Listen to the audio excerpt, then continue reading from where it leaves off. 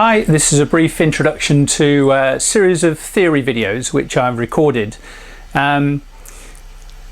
Normally I work as a technical officer for the British Hang Gliding and Paragliding Association, but I'm recording these at home while I'm on furlough leave while the COVID-19 crisis is going on. Hopefully by the time you're watching this that will be well behind us, but nevertheless I decided it would be a useful voluntary project to do in my spare time.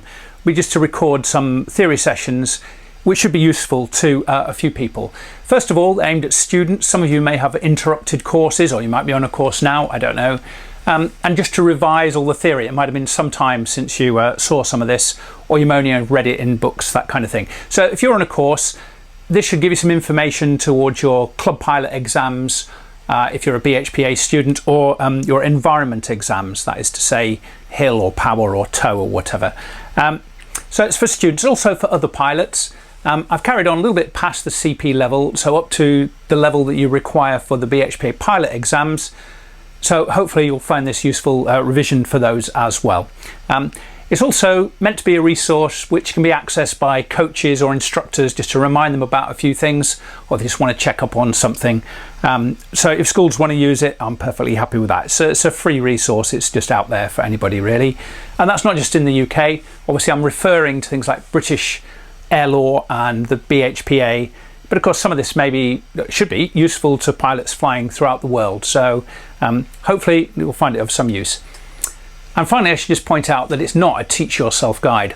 The only safe way to train in paragliding, or indeed hang gliding, is to be taught by a properly qualified instructor from whichever association you have joined. I can let you know some of the theory information, and hopefully that will be very useful for this, but your actual skills and how to put it into practice have to be done, you know, face to face with a qualified instructor who can pick up any errors that you're making and help you fix them and keep you safe while you're doing it. Okay, so what's involved? Okay, so I've done a pile of sessions that keeps growing the number, but the first 4 are all about air law. So number 1 is about minimizing conflict with other gliders. It's our biggest risk of mid-air collisions and problems. So it's all about the aerial collision avoidance regulations and so forth, a few other bits and pieces. Session 2 is about military traffic, about how to avoid conflict with military traffic. This is particularly the UK, and about the civil aviation notification procedure, or CANP, and how to use that. And there's a few other rules and regs in there as well, just because it's a short session. Session 3 then is about air charts and the structure of UK airspace. So a little bit about CTAs and TMAs and all that kind of stuff, the things that you need to know about what you can fly through, what you can't fly through, and just read sort of an introduction to using a 500,000 air chart. And then session 4 is putting that into practice. So it's planning and navigating a cross-country flight and negotiating any airspace that you might find en route. So those are the 4 sessions. They're all sort of between 20 and 30 minutes, I think.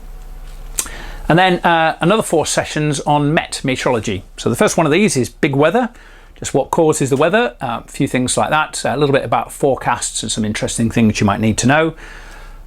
The next session, which is session 6, is micrometrology. So that's how the air flows over the terrain, where we find lift, where we find turbulence, and a bit about convection, thermals and so forth.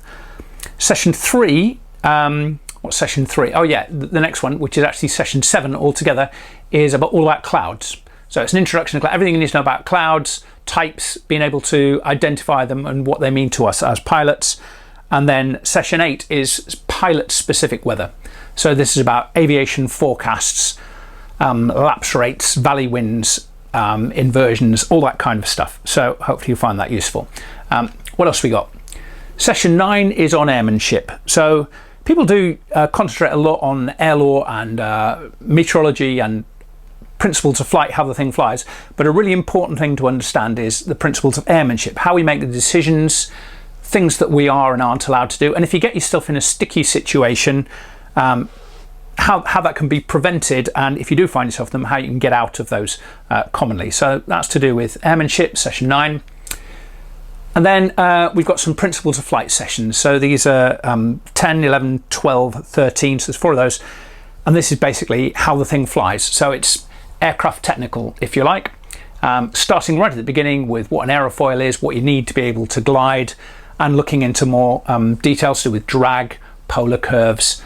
There's various bits that we get into there, and gradually becoming more detailed as we go on. So starting at sort of school level and working up towards pilot level. One of those as well, I'm sorry, I can't remember which one, is to do particularly with power. So we start talking about propellers and thrust and things like that as well. And another one is to do with hang gliding, where the actual stability of a hang glider and so forth is arranged in a slightly different way to that of a paraglider. Okay, session 14 is human factors. So this is about human performance, again about decision making and goal setting, but also a little bit about hypoxia, drink, medication, all those sort of things, the danger factors and how different elements can affect our performance as pilots. So just looking at some of those things to help keep you aware. So those are all the ones that I've already all done already, and I'm shooting now, gradually uploading as I get them edited. But I've got a bunch of future sessions as well, which I'm looking at. So these are other environments, things like tow, aero tow if you're a hang glider pilot, and then another session on emergency parachutes. So a little bit about how they work and their use and so forth. And then dual flying. So these are obviously getting more advanced, and they're probably of interest to a smaller number of pilots. So they are planned, but it might be a few weeks or months, depending on how the COVID thing goes, before I get all those uploaded. Finally, few notes. So I'll try and step to the side so that you can read all these. Okay, so I'm just going to keep talking. So the images used, many of them from the BHPA Elementary Pilot's Guide. A lot of them are from the Touching Cloud-based book, edition 6, from Air Supplies Publishing, which is my book, as you probably know. And quite a few of them are from the Skyway Code, which is the CAA publication for general aviation. And you know, I have asked requested permission for all those to use. However, I have picked out quite a lot of pictures from either from other people's presentations or stuff that's been donated to me, so it's impossible to know the exact provenance of all those images. So if it's one of your photos that's been used here, I hope you're happy with me to use it as a free educational resource. If not, you have copyright for it, do get in touch and I'll see what I can do about that. Okay, so this is obviously I'm going to post this on a YouTube channel. I'll put up the first 14 videos and a couple of other videos as well, which I think might be of interest to people. So hopefully you will subscribe, and then you'll know when all the new stuff comes out. And I hope that's of interest to you.